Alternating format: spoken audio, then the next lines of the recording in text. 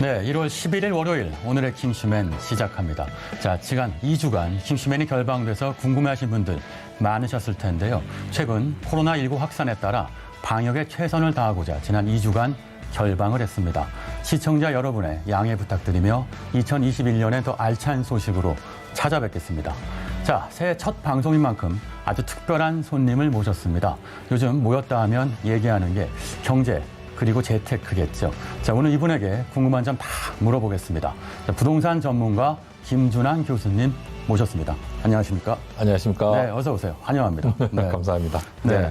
지금까지 나왔던 출연자 중에서 네. 방송 이후에 친해져야 되겠다는 생각이 가장 강하게 드는 분입니다. 예. 아유, 감사합니다.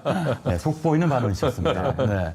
자, 첫 출연인데 소감 한 말씀 주세요. 네. 킹슈맨은 제가 이제 첫 출연이라 좀 떨리는데 프로그램에 누가 되지 않도록 분위기 잘 맞춰가도록 하겠습니다. 네, 좋은 말씀 많이 부탁드립니다. 자, 우리 킹슈맨 식구들도 오래간만인데 잘 지내셨어요? 네, 일단 뭐 2주 동안 격리하면서 책 보고요. 자가격리. 그리고 네. 미디어 영상 플랫폼에 들어가서 그동안 네. 못 봤던 뭐 영화라든지 네. 드라마든지 열심히 봤습니다. 올 한해 시청자 여러분 새해 복 많이 받으시고 올 한해 더 건강하시길 기원하겠습니다. 네, 장원님 잘 지내셨어요? 네, 잘 지냈습니다. 저는 지난 2주 동안 킹슈맨이 정말 내 생활에 깊숙이 들어와 있구나라는 걸 느꼈습니다. 네. 네, 우리 킹슈맨 멤버들을 못 보는 동안 길거리에 높게 자란 가로수만 봐도 신기주 국장이 생각이 나고 네, 야트막하게 낮게 자란 잔디만 봐도 오창석 의원이 생각나는 걸 네. 보면서 정말 소중한 존재였구나 이런 걸 네. 다시 한번 느꼈습니다. 네. 예. 저도 장원님이 없으니까 웃을 일이 없더라고요. 저는 많이 그렇군요. 웃겠습니다. 감사합니다. 자, 오늘도 준비한 소식 참 많습니다. 바로 시작해 보겠습니다. 자, 본격적으로 오늘의 주요 이슈 세 가지를 살펴볼 텐데요. 자, 어떤 소식이 가장 뜨겁게 떠오르고 있을까요? 자, 문 신년사 어떤 메시지 나올까? 야 후보 단일화 동상이몽. 자, 북 김정은 국방력 강화 이유는입니다. 자, 첫 번째 주제입니다. 오늘 킹슈맨 방송 후 10시부터 문재인 대통령의 신년사 발표가 예정돼 있죠. 자, 문 대통령 신년사에 과연 어떤 내용을 담길지 주목됩니다. 먼저 준비한 영상부터 보고 오시죠.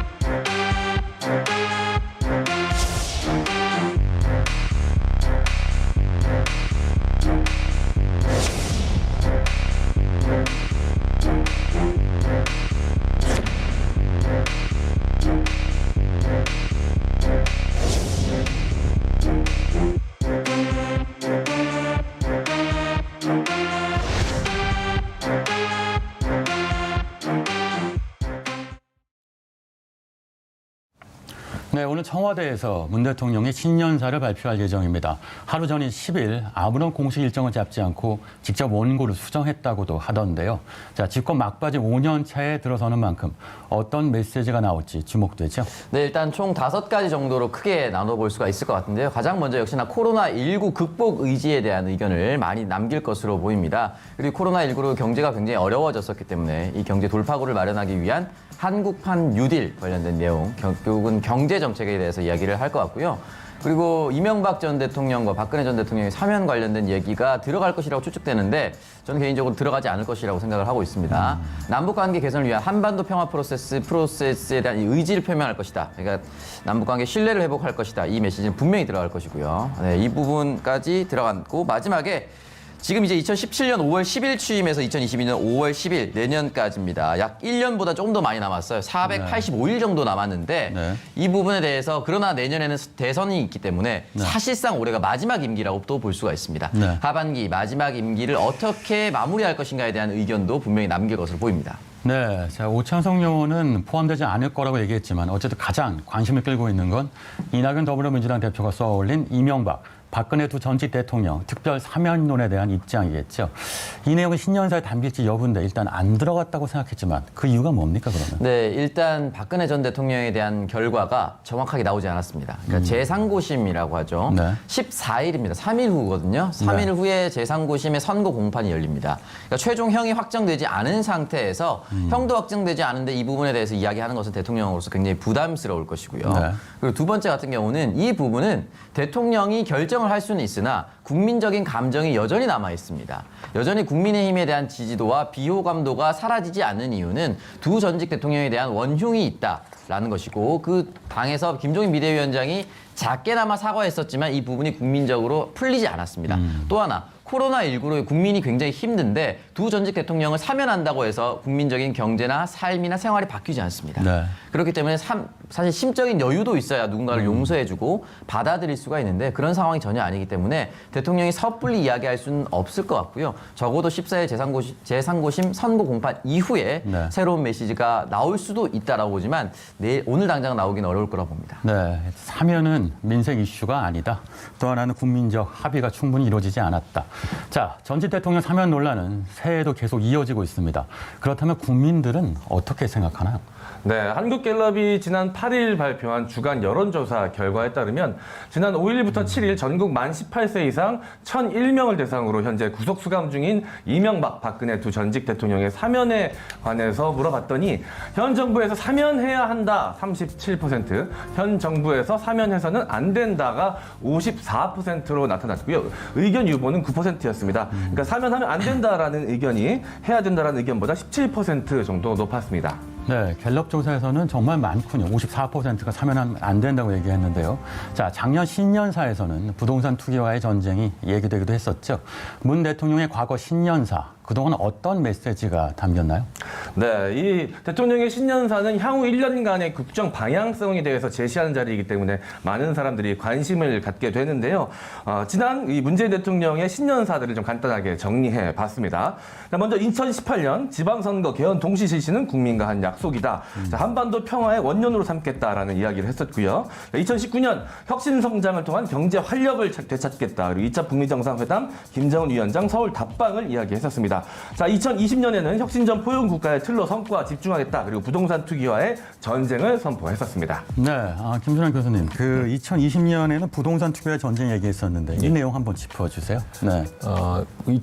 작년에 이제 그 신년사를 하시고 난 다음에 바로 코로나가 가지고 네. 네. 사실 작년은 뭐 부동산 대책이라고 내놓은 게 별로 없이 그냥 일방적으로 시장에 얻어맞기만 했죠.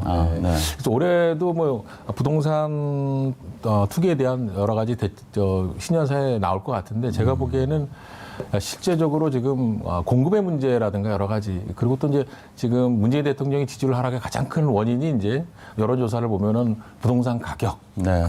급등 이런 문제이기 때문에 어느 정도 이제 얘기로는 다를 것 같은데 네. 제가 보기엔 신년사에서 구체적인 대안이 나오기는 좀 쉽지 않다 이렇게 생각을 합니다. 네, 언급은 있겠지만 구체적인 내용은 없을 것이다. 자, 민생 현안 중 최고 관심사 말씀하신 것처럼 부동산 문제입니다. 해결 의지를 재천명할지 관심을 모으고 있는데 오창석 의원 어떻게 분석하십니까? 네, 지난 1월 5일에 국무회의에서 이와 비슷한 내용을 이제 문재인 대통령이 밝히긴 했었는데 그 내용 좀 살펴보도록 하겠습니다. 주거 안정 또한 중차대한 민생 과제입니다라고 이야기를 남겼고요. 투기 수요 차단과 주택 공급 확대, 임차인 보호 강화라는 이 정부의 정책 기조를 유지하면서 네. 추가적으로 정부 대책 수립에 주저하지 않겠다라고 이야기를 남겼습니다. 네, 김준환 교수님 어떻게 보세요? 네. 일단은 뭐 문재인 정부는 기본적으로 주택 가격 안정, 그래서 뭐 그다음 이런 부분에 대해서 굉장히 집중을 해왔는데 실제로는 그렇지 않은데 가장 큰 이유가 이제 공급 정책이거든요. 이번에 이제 변창흠 장관을 결정적으로 기용한 것도 공급 정책을 좀 강력하게 추진하겠다는 부분이기 때문에 아마 이제 공급 정책에 가장 초점을 맞출 것 같고요. 기존대로 보유세 강화는 계속 이어갈 것 같아요. 단지 이제 양도세 부분에 대한 문제는 한시적으로 아마 좀 경감시킬 그런 가능성은 있지 않을까 이런 생각을 합니다. 네, 세금 이슈 그리고 공급 이슈를 다룰 것이다. 자, 북한 김정은 국무위원장 남북 관계에 있어서는 남한 측 합의 이행 여부에 따라서 상대하겠다. 이렇게 남북 관계의 공을 우리 측에 넘겼죠. 자, 북한 관련해서는 잠시 후에 더 자세하게 이야기 나누기로 하고요.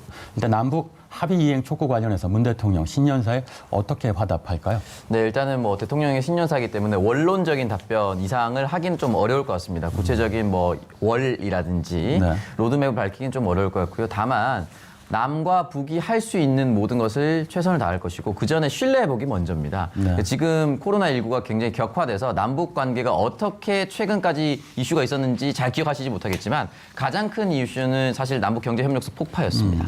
그 이후로 사실은 전개된 것이 전혀 없었거든요. 그렇게 경색돼서 지금까지 이어져 오고 있는데 신뢰 회복이 먼저고요. 그렇다면 남한이 어떻게 움직이고 그리고 북한이 어떻게 움직일 것인가에 대한 이야기를 해야 될 텐데 이 신뢰에 대한 이야기 이후에 새롭게 2018년의 정신을 되새길 것이다라는 메시지까지 나올 수 있다라고 한다면 네. 정부도 임기 막판에 할 수 있는 모든 것을 다하겠다라는 의지로서도 북한이 받아들일 수 있을 겁니다. 네, 문 대통령한테 남북 관계를 풀 수 있는 마지막 해, 마지막 기회죠. 자, 임기 마지막 해인 올해 문재인 대통령의 신년사에는 어떤 메시지가 담길지 살펴봤습니다.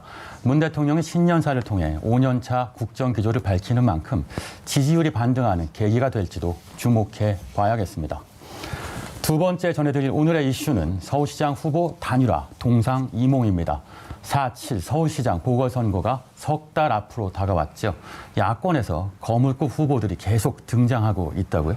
네, 이 서울시장 후보를 다시 가져오려면 범야권에서 후보 단일화는 반드시 필요하다는 의견에는 많은 사람들이 이견 없이 동의하는 가운데에도 후보들은 계속해서 등장을 하고 있는 형국입니다. 리얼미터에서 2020년 12월 29일부터 30일 양일간 만 18세 이상 1,020명을 대상으로 조사한 범야권 서울시장 후보 적합도 조사 결과를 보면요. 안철수 당 대표가 26.2%로 2위인 오세훈 후보의 2배 가까운 결과치를 보였습니다.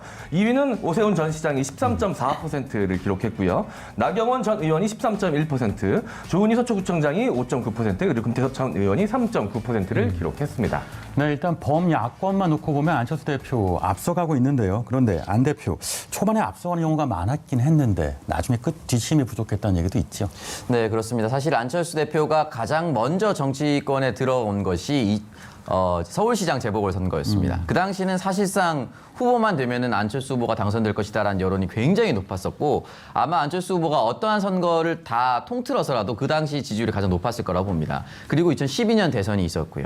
그리고 또 국회의원 선거가 있었고 또 보궐선거, 서울시장 선거가 또 있었는데 늘 높은 지지율이 구가를 했었고요. 또 선거 나갈 때마다 안철수 후보 이제는 끝났다 하면서도 여전히 공고한 층의 투표를 받았습니다. 네. 그렇기 때문에 충분히 파괴력이 있다라고 보는데 다만 중요한 것은 이번에 완주할 수 있을 것인가가 중요한 부분입니다. 지금 현재 정당 지지율이 조금 지나서 이제 또 말씀을 드리겠지만 네. 민주당보다 국민의힘의 지지율이 높고 흔히 말해서 야권의 지지율이 조금 더 높은 상황입니다. 그렇기 때문에 야권의 후보가 된다라고 했을 경우 특히나 1대1 구도가 형성됐을 경우 안철수 후보보다 파괴력이 있는 후보는 솔직히 없습니다. 근데 중요한 것은 국민의힘 측에서 이렇게 단일화를 해줄 수 있을 것인가가 관건인데 네. 이 관건을 뚫고 나서 본 후보가 된다라고 하면은 굉장히 유리한 고지에 선점할 수가 있겠죠. 네, 마라톤도 완주하셨는데 이번 선거는 완주하시겠죠. 예.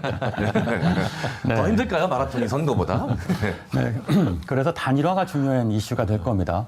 자, 이번 주 안철수 대표와 오세훈 전 서울시장의 만남 예정돼 있다고 하던데 이거 역시 단일화 때문인 거죠?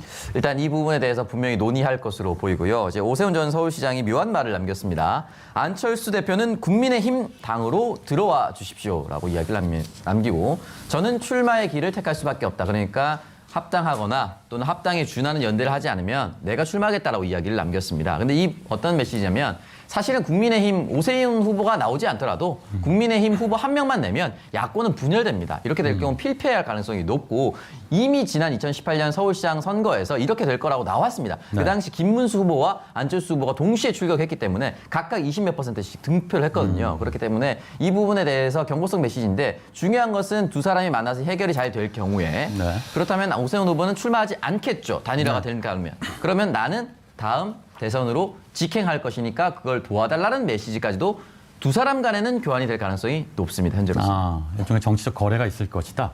자, 근데 단일화의 이슈는 또 다른 정치인도 있습니다. 바로 나경원 전 의원일 텐데요. 나경원 전 의원은 얼마 전 예능에 나와서 논란이 되기도 했는데 후보 나올까요? 나온다고 봐야겠죠. 네. 사실 이제 정치인이 갑자기 안 하던 예능을 하면 뭔가를 하겠다. 정치인의 출마 사인 두 가지 정도가 있습니다. 안 하던 출판 기념회 하거나 책을 안 하던 쓴다. 예능에 갑자기 출연한다. 네, 방송 나온다. 무조건 출마하는 건데 지난 2012년 대선을 보면 그 당시 이제 SBS의 힐링 캠프라는 프로그램이 있었습니다. 그때 안철수 후보, 박근혜 후보, 문재인 후보 다 나갔습니다. 네.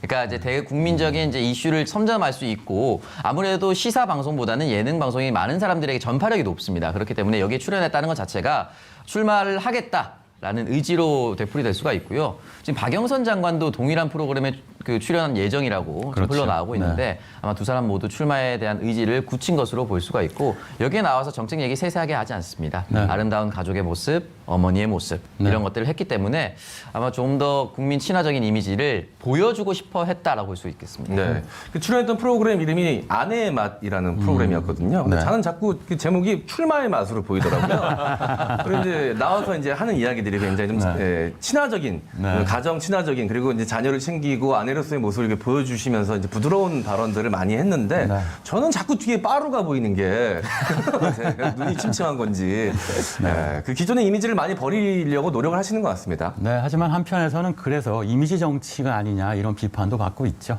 자, 거무급 후보들의 등판으로 야권 셈법이 복잡해졌습니다. 자, 기존에 출마를 선언했던 후보들 머리 좀 아플 것 같은데 이것도 네. 한번 짚어주세요. 이 거물급 후보들에게만 이 관심도가 주목되기 시작하면서 국민의힘 내부에서는 불만의 목소리가 당연히 나오기 시작했습니다. 먼저 김선동 전 국민의힘 사무총장이자 서울시장에 도전한 예비 후보는 1등만 기억하는 잘못된 경선판이라는 발언을 했고요. 역시 서울시장 선거에 출마 선언을 한 박준희 전 송파구청장은 3석 대 102석이다. 헛웃음만 나온다라고 이야기를 했습니다. 자, 그리고 부산시장 예비 후보 이진복 전 새누리당 의원은 광역지방선거는 당원들이 선거를 치르는 것이다. 당원들을 무시하는 게 어딨냐라는 강경한 발언을 했습니다. 네, 일단은 국민의힘 예비경선 제도가 예비경선을 아마 2번 치르게 될 가능성이 높습니다. 부산 같은 경우는 잘 모르겠지만 서울시장 하마평에 오르는 사람까지 합치면 10명이 넘어가고 있어요. 죄송한데 박준희 전 송파구청장님 출마 선언한 거 처음 알았습니다. 그렇기 때문에 이렇게 잘 알려지지 않은 후보와 네. 인지도가 굉장히 높은 나경원 후보까지 만약에 예비경선에 들어온다고 했을 경우에 네. 지금 국민의힘에서 발표한 것이 예비경선을 20%의 당원과 시민 여론조사 80% 이게 1차 예비경선이고요. 두 번째 본 예비경선에서는 100% 시민 여론조사로 돌리겠다라고 얘기를 했습니다. 그렇기 때문에 이 부분에 있어서는 시민의 의견 특히나 인지도 있는 후보를 선점하겠다라고 의지를 되새긴 것이라 볼 수가 있는데 마지막에 나왔었던 이진복 전 새누리당 의원 같은 경우는 부산 동래구의 지역구 의원이었습니다. 그렇기 때문에 사실 저는 부산에서 출마했기 때문에 이분이 누군지 알고 있지만 전국적인 인지도로 봤을 때는 이분이 누군지 잘 모르시는 분들도 많아요. 네. 그렇기 때문에 당원이 아닌 시민 여론조사를 했을 경우 본인에게 굉장히 불리한 선거가 됩니다. 그렇기 때문에 이 부분에 대해서 당원 투표율을 조금 더 높여야 된다는 목소리를 낼 수밖에 없는 현실인 것이죠. 네, 자, 이 야권, 국민의힘에서는 이렇게 후보가 많아서 걱정인데 여권, 민주당에서는 후보가 없어서 걱정입니다. 민주당은 아직 우상호 의원 외에는 출마 선언이 없는데 현재 상황 한번 짚어주세요. 네, 민주당은 야권의 안철수 국민의당 대표의 출마 선언 이후에 제기됐던 제3 후보로는 좀 잦아들고 있는 형국이고요. 결국 박영선 대 우상호 2파전으로 굳어지는 것 아니냐라는 전망이 나오고 있습니다. 서울시장 잠재 후보군인 이 박주민 의원은 여전히 이 출마를 검토 중이지만 불출마 쪽으로 기울고 있는 것으로 전해지고 있습니다. 네, 박주민 의원은 불출마 쪽으로 가는군요. 자, 민주당은 현재로선 야당에 비해 여론의 관심이 떨어지는 상황 같은데 어떻게 분석하시나?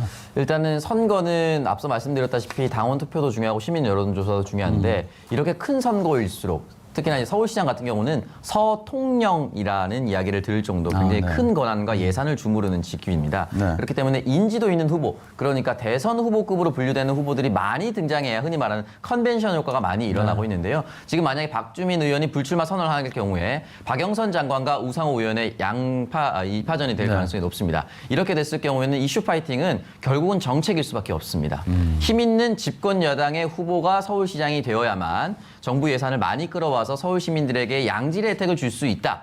그리고 이야기를 들었을 때 사실은 공공임대주택 확충 이야기 사실 듣고 싶죠. 근데 중요한 것은 이건 확정 짓는다 하더라도 부지 선정하고 나서 최소 5년 정도 걸립니다. 그렇기 때문에 바로 와닿지가 않아요. 그렇다면 생활 밀착형 공약을 얼마나 내놓을 수 있느냐. 네. 이 부분이 굉장히 중요할 것 같습니다. 물론 선거는 아직 너무 많이 남았습니다. 네. 그러고 보니까 김진애 의원 출마했었죠? 네, 네, 이것도 한번 맞습니다. 짚어야 되겠네요. 네. 자, 마지막으로 지금 여야 할 것 없이 서울시장 선거 공약으로 부동산 정책들 쏟아지고 있습니다. 자, 김준환 의원 어떻게 보고 계세요? 문재인 정부가 지지율이 하락한 가장 큰 원인이 국민 여론에 의하면 부동산 가격 아닙니까? 그러니까 아무래도 그 부분을 언급 안 할 수가 없는 부분이죠. 근데 이제 실제로 보면은 서울시장이 1년짜리 임기인데 1년 동안 어떻게 이렇게 공급을 할 수 있을지 실제 실현 불가능한 일들이지만 제가 보기에는 이제 어떤 공약의 구색 맞추기에 의해서 여론에 의해서 부동산 정책을 굉장히 강하게 이슈화하는 것 같은데 실제로는 이제 결국은 제가 보기에는 이제 코로나라든가 현 지금 시국을 좀 안정시키는 이런 정책의 주안점을 주지 않을까 이렇게 생각을 합니다. 네, 보면 야권 후보들 김선동 국민의힘 전 사무총장 보면요, 만 65세 이상 1가구 1주택자 종부세를 면제하겠다고 했었고, 조은희 서초구청장은 5년 내에 신규주택 60만 5만 원을 공급하겠다. 또는 이해운 전 미래통합당 의원은 서울 플러썸 공급을 하겠다. 우상호 더불어민주당 의원도 16만 호 공급주택을 공급하겠다고 하는데 다 공급주택 정책 기준이군요. 제가 이제 일일이 언급을 안 한 게 실제로 실현 가능성이 없는 일인데 실제로 보면 종부세를 면제하겠다. 네. 서울시장이 할 수 있는 일이 아니거든요. 그리고 지금 1년 임기짜리 서울시장이 5년을 언급한다는 거는 뭐 재선을 염두에 둔 얘기고 65만 원을 공급한다는 얘기. 그다음 이해운 의원은 뭐 전혀 부동산 전문가도 아니고요. 그다음에 우상호 의원은 제가 듣기로는 보니까 뭐 동부간선도로에 뭐 위에다가 뭐 공공임대주택을 공급하겠다. 물론 선진국에 그런 선례가 있는데 지금 보면은 실제적으로 현실성 있는 정책들이 아니라 그냥 구색 맞추기 정책 정도고 제가 보기에는 실현 가능성이 상당히 낮다 이렇게 보시면 될 것 같습니다. 네, 알겠습니다. 자, 석 달 앞으로 다가온 서울시장 보궐선거 킹슈맨에서도 계속해서 관련 소식 전해드리겠습니다.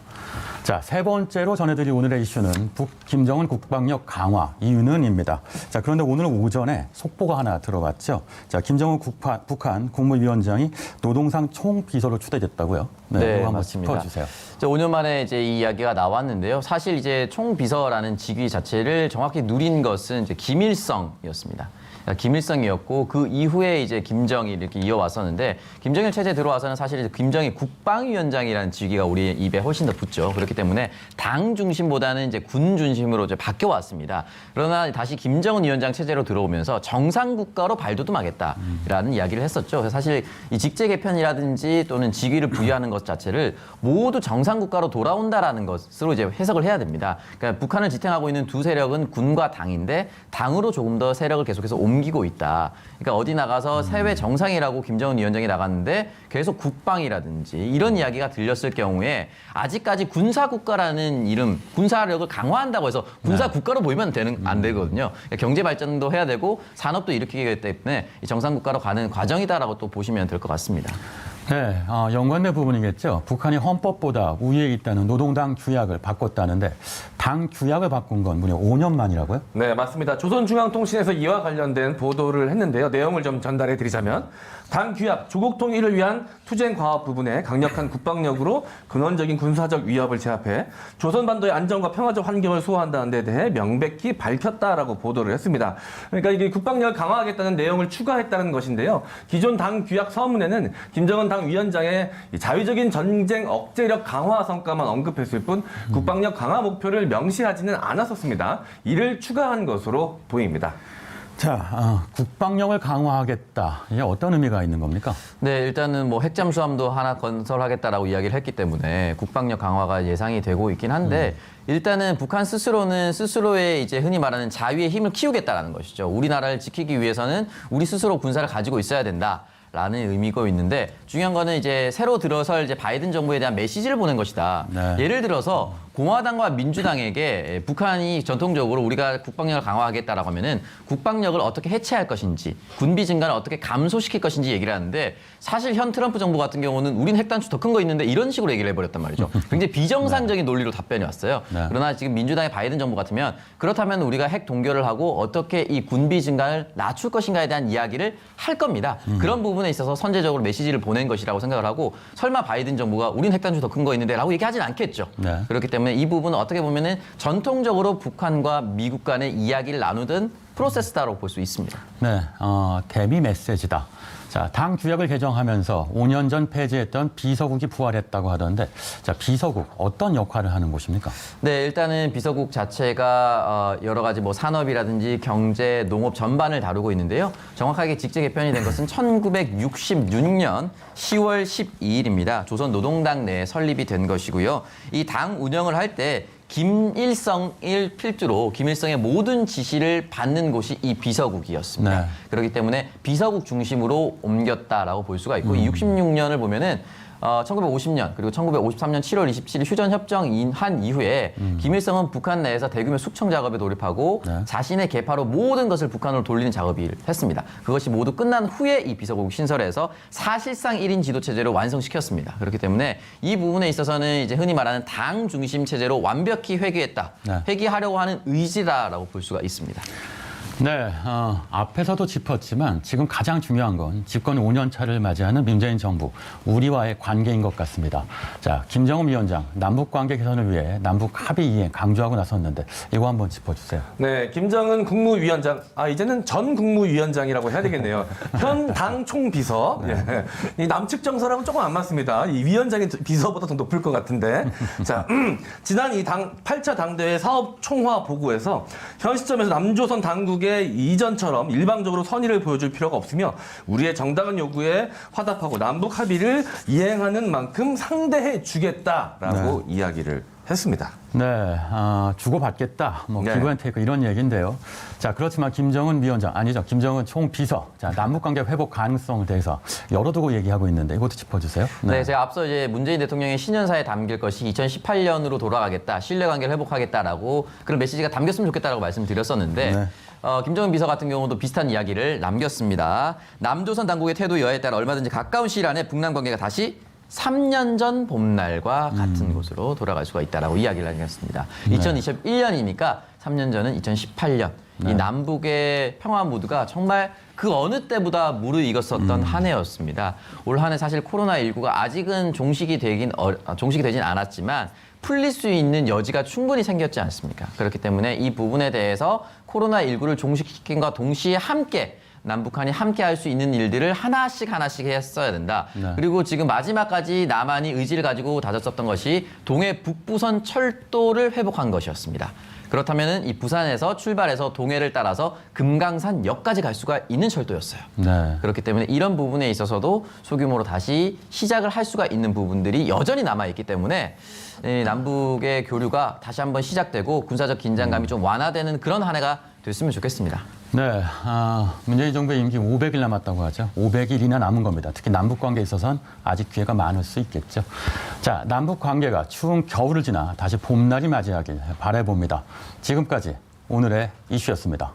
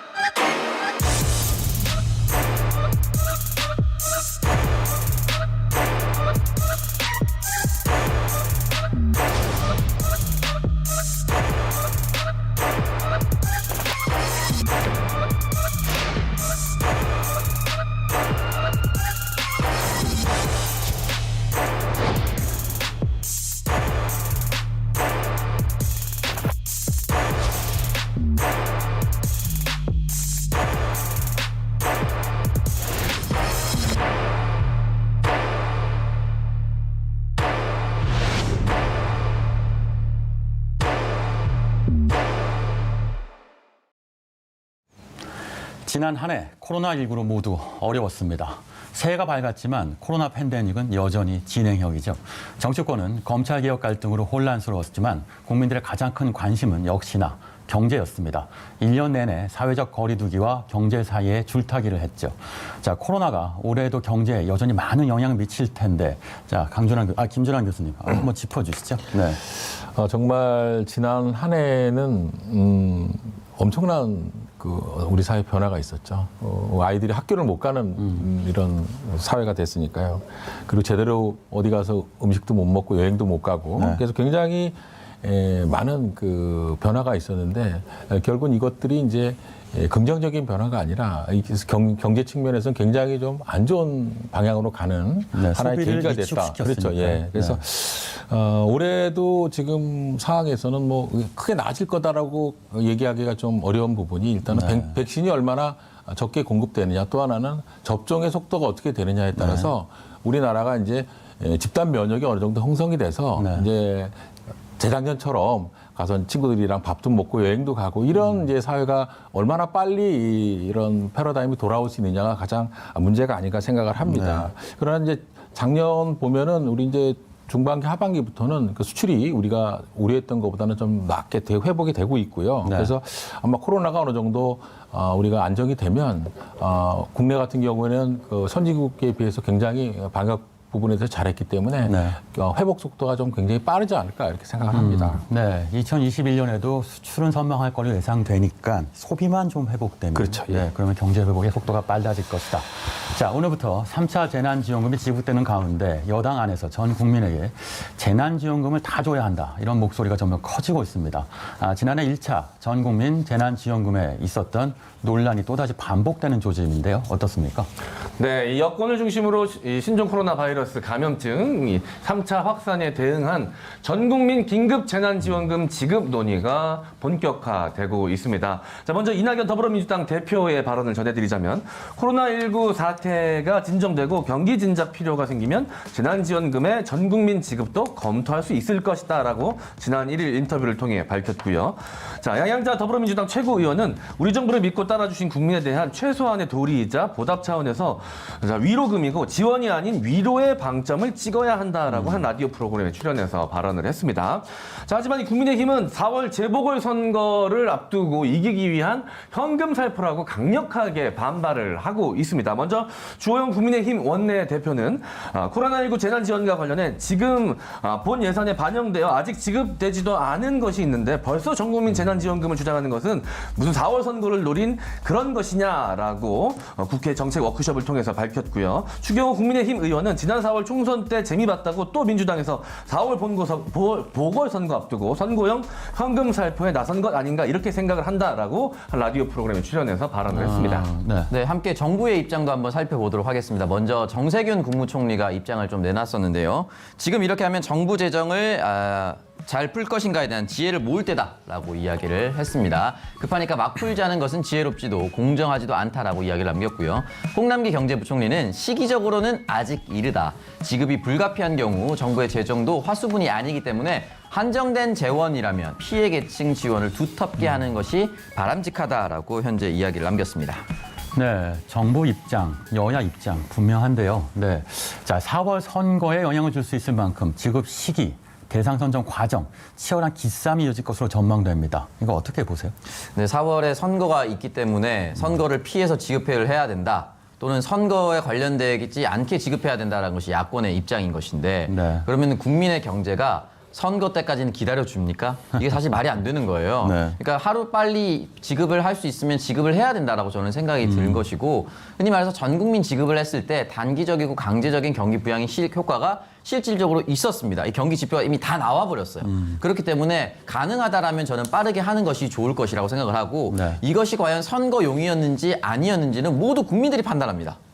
국민들 입장에서 재난지원금을 모두 보편적으로 지급받았던 사람들 중에 여전히 투표를 하면 국민의힘을 지지하시는 분들 계실 거고요. 국민의당을 지지하시는 분들 계실 거고요. 정의당을 지지하시는 분들 계실 겁니다. 이 돈을 받았다라고 해서 나의 정당을 바꾼다는 것은 사실 있을 수 없는 일이고 양양자 최고가 얘기했듯이 이것은 흔히 말하는 이제 위로, 저는 조금 더 위로보다는 표현을 정확히 말해서 보상이라는 표현을 썼으면 좋겠습니다. 보상이요? 네. 정부 방역 당국에 따른 방역 지침을 그대로 따랐습니다. 그렇다면 손해가 나왔으면 국가가 배보상을 해주는 것이 맞아요. 이것을 마치 시혜적으로 우리가 도와드리겠습니다, 위로해드리겠습니다, 지원해드리겠습니다라는 말 자체가 저는 성립이 되지 않는다. 그렇기 때문에 당연히 마땅히 해야 될 보상 차원에서 해야 된다고 생각합니다. 네. 이 전 국민이 재테크에 대한 관심 또한 뜨거워지고 있습니다. 경제가 어려운 만큼 뭔가 유동성 자금에 대한 관심도가 높아지면서 뭐 영끌, 비투, 동학, 개미운동 등의 신조어도 생겨날 정도인데요. 자, 이 킹슈맨 식구 중에서 가장 젊은 이 오창석 요원, 이 경제 신조어에 대해서 얼마나 알고 있는지 제가 또 킹덤 스페셜 퀴즈 준비해 봤습니다. 자, 보기를 한번 보시겠습니다. 자, 이 보기를 보시면 영끌, 네, 이건 많이들 알고 계시죠? 그리고 벼락거지, 동학개미운동, 존봉준, 그리고 주린이 뭐 이런 신조어들이 등장을 했는데요. 네. 오창석 요원 한번 풀이를 해보시기 바라겠습니다. 이게 지금 5개라서 제가 몇 개는 알 것 네. 같고 몇 개는 모르고 있어요 지금. 첫 네. 번째 영끌은 뭔가 영혼까지 끌어모아서 대출을 네. 거죠. 네. 한다라는 거 같고 네. 이게 이제 두 번째가 벼락거지죠. 네. 이거는 아마 뭐 주식 영혼까지 끌어모아서 투자했다가 네. 바로 한가를 쳐서 네.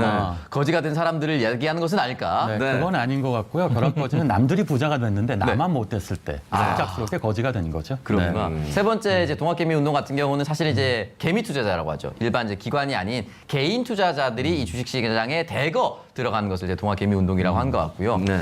네 번째 존봉주는 이게 글쎄 뭐 전봉준 녹두 장군을 어떻게 존중해야 된다는 뜻인가요? 이건 사실 전혀 감이 안 잡히고 자, 오늘 이거 설명해 마지막 주세요. 주린이는 네. 주식을 처음 시작한 네. 주식 어린이 합성어가 아닌가 라는 생각이 듭니다. 네, 맞습니다. 자, 드디어 오창석 요원도 틀리는 날이 왔군요. 예, 주식에 대해서는 관심도가 좀 떨어지시나 봐요. 관심 있는데 존봉주 정말 어렵네요. 예, 투자했다가 이제 주가가 떨어져서 손해봤다. 요즘 주식 시장에 대해서 전혀 모르는 말입니다. 지금 3,000포인트를 넘어섰는데 지금 무슨 말씀이십니까? 자, 벼락거지는 이 상대적 박탈감을 느끼는 분들인 거죠. 아, 이 주식 투자나 이 주택에 투자하지 않았던 분들은 본인은 그대로 있지만 다른 사람들이 이제 벼락 부자가 되면서 상대적으로 이제 벼락 거지가 됐다라는 좀 슬픈 표현인 것입니다. 그리고 존봉주는 이 주식 투자에 대해서 이제 열심히 또 설파하고 다니는 존리와 전봉준을 합쳐서 동학개미운동의 전도사 존봉준이라는 말이 생겨난 겁니다. 종훈이는 누군데요? 네, 주식 투자 전문가 아니십니까? 네, 멜스증권 대표죠. 네. 트레이더인데 사실 말하자면 이 주식 관련돼서 많이 계속 투자하라 그리고 계속 버텨라 이런 얘기를 하는 분이어서 장기 투자를 권하시는 분이시죠? 맞습니다. 네. 자, 주린이는 사실 오창석 요원인 줄 알았어요, 저는. 네. 네, 어린이? 주린이는 제가 맞는데 저런 단어까지 자세히 알고 들어가진 않았기 때문에 네. 알겠습니다. 네, 그렇습니다. 네. 자, 많은 분들이 아마 처음 보시는 단어들이 좀 있었을 것 같습니다. 그만큼 이런 새로운 신조어가 생길 만큼 많은 국민들이 지금 재테크에 대해 관심이 많고 그래서 다행인 거예요. 아무래도 이제 주식이 이제 계속해서 이 포인트가 올라가기 시작하면서 많은 분들이 지금 이제 이익을 얻긴 했는데 네. 과연 이게 버블이냐 뭐 이런 논란도 있습니다. 그래서 계속해서 투자하시는 분들이 늘어나면 언젠가는 또 이 폭탄 돌리기가 돼서 누군가는 또 큰 손해를 보는 것이 아니냐라는 또 경각심, 또 위험 경고도 있는 상황입니다. 네, 주식 얘기 좀 이따 다시 한번 해보기로 하고요. 자, 상반기에는 부동산 열풍이, 하반기에는 주식 투자 열풍이 거셌는데 일단 하나씩 짚어보죠. 자, 지난 12월 여론조사에 따르면 응답자 10명 가운데 6명이 정부의 부동산 정책에 대해 부정평가를 한 것으로 나타났죠. 정부로서 뼈아픈 대목이 아닐까 싶은데 어떤가요? 문재인 정부도 이제 노무현 정부 때 부동산 문제 때문에 굉장히 어려움을 겪었는데 굉장히 초반에 야심차게 시작을 했습니다. 근데 이제 정부와 의도와는 다르게 계속 이제 가격이 오르죠. 가장 큰 문제점이 장기 임대주택의 그 제도에 의해서 여러 가지 혜택을 주면서 고소득 다주택자에게 온갖 혜택을 주면서 이제 장기적으로 보유하게 함으로써 공급량을 낮췄던 게 가장 큰 문제고요. 네.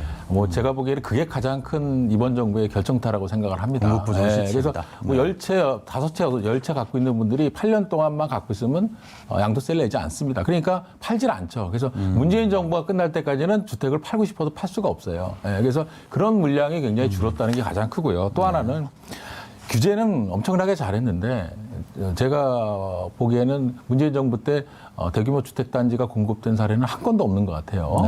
그래서 그런 부분.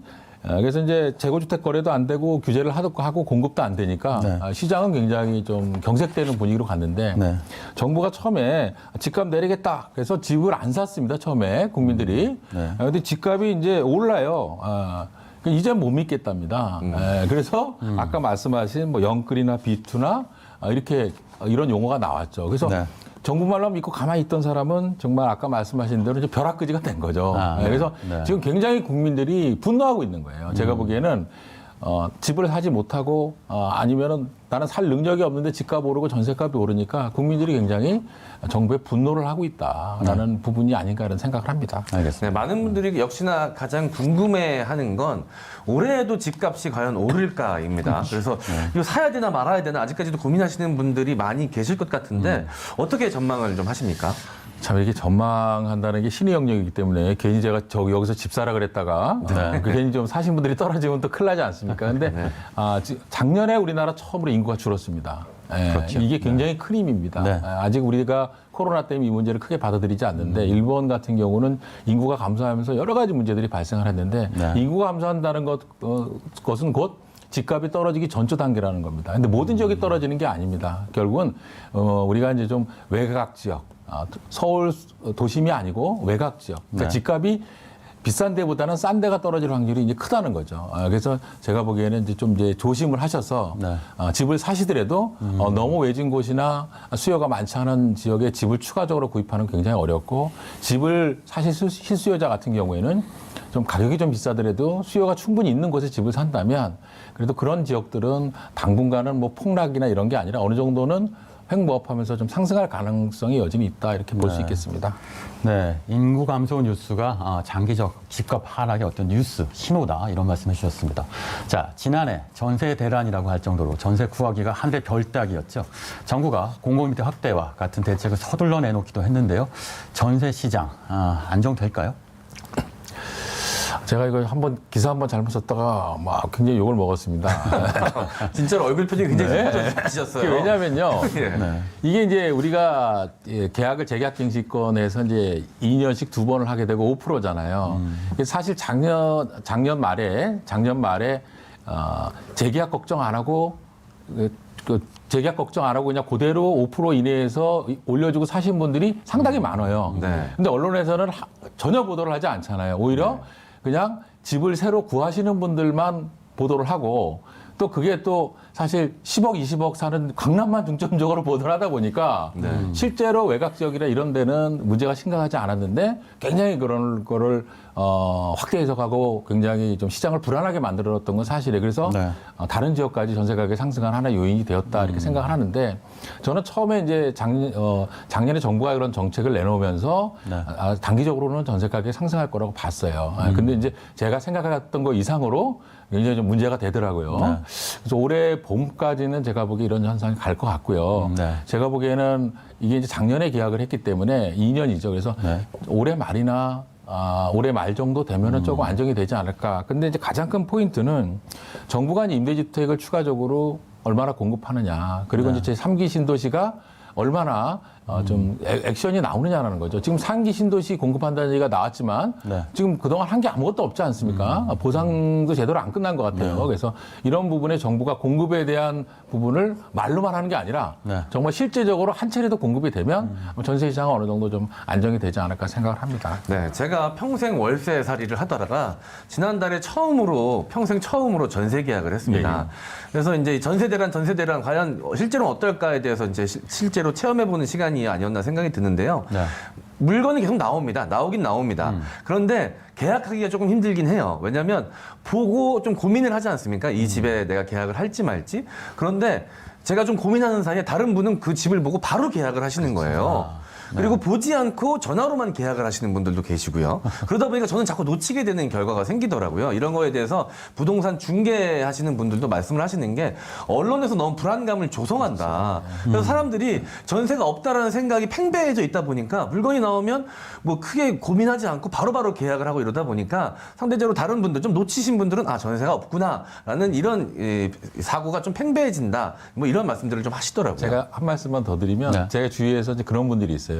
강남의 전세값이 20억인데 뭐 25억 올랐다. 그러니까 우리가 그런 사람들까지 신경을 써야 되냐라는 거죠. 네. 그래서 이제 지금 아까 말씀하신 대로 조금 벗어나는 지역 그렇게 비싸지 않은 지역들은 물량이 충분히 있거든요. 네. 단지 이제 아까 말씀하신 대로 전세가 없으니까 빨리 계약을 해야지. 그러니까 서로 이게 조바심을 갖다 보니까 그런 현상이 일어나는 것 같아요. 이런 것들이 제가 보기에는 올해 이제 좀 하반기 쪽으로 가면 네. 확실히 좀 안전 기미가 보이지 않을까 생각합니다. 네, 시장의 패닉을 진정시켜야 한다. 자, 저금리 시대에 꼬박꼬박 저축해도 이자는 너무 낮고 부동산 투자는 엄두가 안 납니다. 그래서 증시로 돈이 몰리고 있죠. 자, 요즘 주식 투자 안 하는 사람이 없을 정도로 주식하고 있죠. 그러니까 마치 이삼바처럼 되었는데요. 자, 킹휴맨 식구들도 역시 주식할 텐데 주식하고 있죠? 네, 하고 있습니다. 저도 이제 작년에 처음 주식을 시작해서요.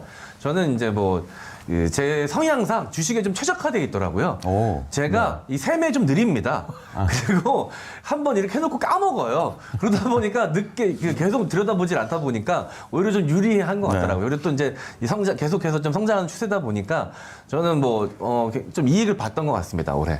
네, 자 지난해 이런 동학개미들의 힘이겠죠. 코스피가 지난 7일 종가 기준 3,000선 넘었습니다. 코스피 3,000 시대. 김준환 교수님 어떻게 봐야 됩니까? 네. 요즘 그 방송에서도 그렇고 언론에서도 이게 이제 거품이 꼈다라는 얘기가 나옵니다. 네. 사실 저희가 그 코로나 처음 해서 가격이 떨어질 때에 비하면 2배 이상 올랐던 건 사실인데 과거와는 좀 추이가 다른 것 같아요. 과거에는 이제 묻지마식으로 아무거나 테마주를 샀는데 지금 제 주위에 보면은 은행에 적금 드시는 대신에 삼성전자 주식을 5주, 10주씩 돈 될 때마다 적금식으로 사시는 분도 있고 이제 우량주에 투자하시는 분들이 많다. 그래서 지금 그렇게 일부 전문가들이 얘기하는 것처럼 급격한 급락장은 없을 것 같고요. 좀 조정 국면은 일부 있을 수 있겠지만 제가 보기에는 설 전후 2월 말까지 어느 정도 이 장세를 좀 이어간다면 그 이후에는 또 추가적으로 상승할 여지도 있지 않을까 생각을 합니다. 근데 제가 여기서 말씀드리고 싶은 거는 저도 부동산 전문가지만 제가 집값이 떨어진다라고 할 때 꼭 올랐거든요. 그러니까 우리가 이제 증권도 마찬가지고 어널리스트들이 반드시 만든 건 아닙니다. 그래서 항상 이 부분은 우리가 좀 조심스럽게 접근해야 되지 않겠나. 또 언론에서 급락장이 올 것이다. 이렇게 너무 시장을 혼란스럽게 하면 오히려 더 문제가 커지지 않나 이렇게 생각을 합니다. 자꾸 시장을 요동시키는 언론도 늘 문제죠. 자, 전 세계가 코로나 바이러스 여파에 시달린 2020년 증시만큼은 예상을 뛰었고 달아올랐습니다. 하지만 거품 붕괴를 우려하는 목소리가 있는데 이거 한번 짚어주세요. 네, 세계 3대 투자자로 알려져 있죠. 짐 로저스, 로저스 홀딩스 회장이 코로나 이후 주식 투자 열풍이 불며 뛰어든 이 동학 개미들을 향해서 끝이 다가오고 있다. 라고 경고를 했습니다. 지난 7일 국내 프로그램에 출연해서 이 뻔한 일이다. 역사를 보면 알 수 있듯이 끝이 다가오고 있다고 느낀다. 이것을 알고 있어야 한다라고 언급을 했는데요. 자, 이어서 이 동학 개미들에게 해주고 싶은 조언이 있냐라는 출연자의 질문에 말해도 듣지 않을 거다라면서 신중한 태도가 필요하다. 주가는 이미 많이 올랐고 최고치를 경신해왔고 머지않아 멈출 것이라고 지적을 했습니다. 자, 그런데 이 짐 로저스의 예측, 물론 전문가니까 어느 정도 신빙성이 있겠지만 여러분들은 어떻게 예측을 하십니까? 자, 김장 교수님 어떻게 보세요? 네. 저는 과거에 저희가 주식시장과는 좀 다르다고 보고요. 지금은 굉장히 좀 건전한 어떤 투자 형태로 좀 주식이 가고 있는 방향이다 봐요. 그래서 그리고 이 개인들이 과거만큼 약하지 않고 오히려 기관이나 외국인이 던지는 매물을 그냥 그대로 받아쳐서 요새는 수익률이 개인이 더 높은 이런 시장이라고 얘기하지 않습니까? 그래서 제가 보기에는 지금은 우리가 하나의 선진국의 주식시장으로 가는 하나의 과정이라고 보고요. 이게 이 짐 로저 선생님이 걱정하시는 것처럼 이렇게 저는 끝에 왔다라고 생각하지 않고 그렇게 굉장히 불안한 상황은 아니고 단지 이제 조금의 조정은 올 수 있다라는 데 무게를 두고 싶습니다. 네, 조급해하지 말아야 한다. 자, 지난해 우리 경제 코로나19 충격으로 22년 만에 마이너스 성장을 했습니다. 내년에 국내 백신 보급 기대와 올해 이은 확장적 재정 정책을 바탕으로 3%대 성장을 이루겠다는 게 정부 목표인데, 자, 김병현 교수 짧게 어떻게 예상하시나요? 실현될까요? 저는 백신이 얼마나 적게 공급되느냐 물량. 두 번째는 백신 접종 속도가 어느 정도 되느냐. 그래서 3분기까지 이것이 된다면 집단 면역이 어느 정도 형성이 된다면 제가 보기에는 올해 경제 성장률은 3% 이상 가지 않을까라고 생각을 합니다. 네. 알겠습니다. 2021년 경제 기대해 보겠습니다. 자, 엠요원 코로나 속보 소식 전해주시죠. 네, 중앙방역대책본부는 오늘 0시 기준 코로나19 신규 확진자 숫자가 451명 늘어났다라고 밝혔습니다. 그중 국내 발생 환자 숫자는 49명이고요. 서울 지역은 187명이며 누적 확진자 숫자는 총 69,114명이라고 밝혔습니다. 네, 코로나19 3차 대유행 정점을 통과해 감소한 추세가 있지만 전국적으로 산발적인 감염이 멈추지 않고 있습니다. 안심하기엔 아직 이른 상황입니다. 자, 오늘의 킹슈맨 마무리할 시간입니다. 저희는 내일 오전 9시에 다시 찾아오겠습니다. 함께해 주신 여러분 감사합니다.